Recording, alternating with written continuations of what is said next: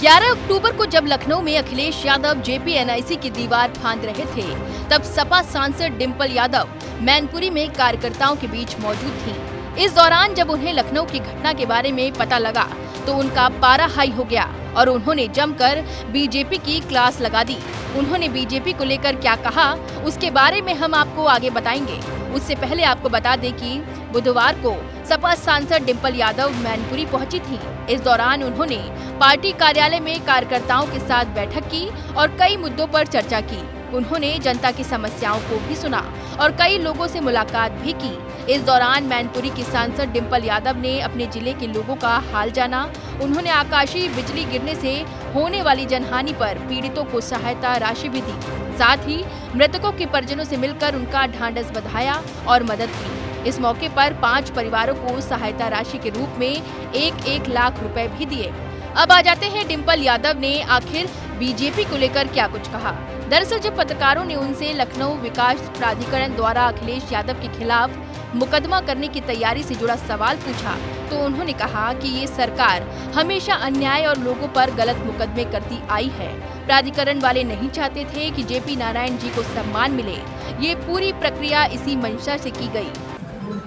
लोकनायक जिनके वो जाने गए हैं, हमारे आदरणीय जयप्रकाश जी, कि वो एक समाजवादी लीडर थे, एक क्रांतिकारी लीडर थे और एक सच्चे राष्ट्रवादी नायक थे। तो मैं समझती हूँ जो समाजवादी पार्टी द्वारा जो जेपी इंस्टीट्यूट जो बनाया गया है जयप्रकाश नारायण जी का, तो ना तो ये लोग और ये समाजवादी पार्टी के पैसों से नहीं बना है, जनता के पैसों से बना है और ये जनता के समर्पित करने के लिए बना है। इसलिए जनता जाने कि हमारे देश के लीडर्स कैसे थे, हमारे देश के नेता कैसे थे और उनसे एक हमें इंस्पिरेशन मिले, उनसे युवाओं को एक इंस्पिरेशन मिले और जो हमारी नई पीढ़ी के लोग हैं वो जान पाए और उन्हीं के दिखाए हुए मार्ग पे चल पाए। तो भाजपा वाले नहीं चाहते हैं कि जो सच्चे क्रांतिकारी लोग थे, जो सच्चे राष्ट्रवादी लोग थे, जो सच्चे समाजवादी लोग थे, जिन्होंने देश के लिए लड़े और जो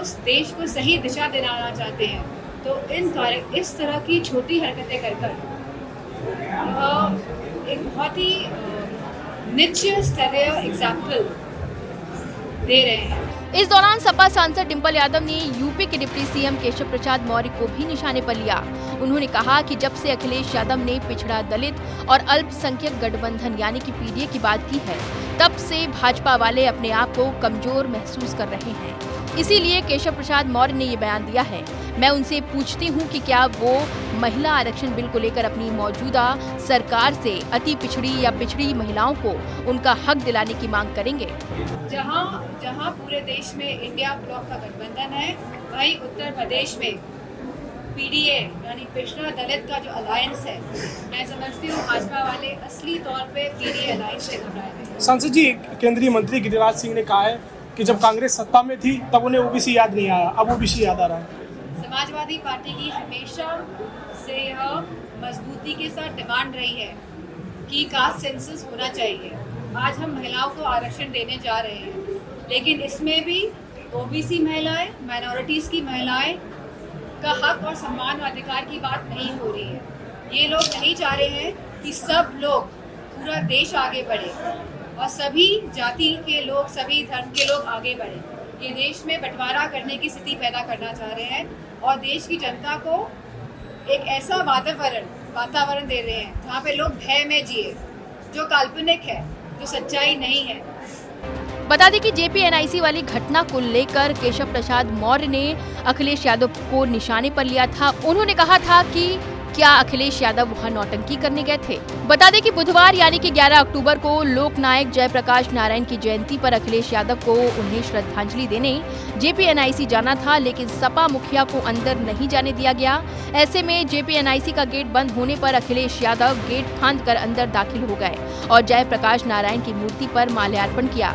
बताया जा रहा है कि एलडीए ने देर शाम ही गेट पर ताला डाल दिया था। गेट फांद कर कोई ना जा पाए, इसके लिए लोहे की चादर की दीवार भी लगा दी गई थी। एलडीए ने सुरक्षा कारणों की वजह से अखिलेश को जेपीएनआईसी में जयप्रकाश नारायण जी की प्रतिमा पर माल्यार्पण कार्यक्रम की अनुमति नहीं दी थी। इसके विरोध में बड़ी संख्या में सपा कार्यकर्ता धरने पर बैठ गए थे और अब इस मामले ने यूपी की सियासत में नया उबाल ला दिया है।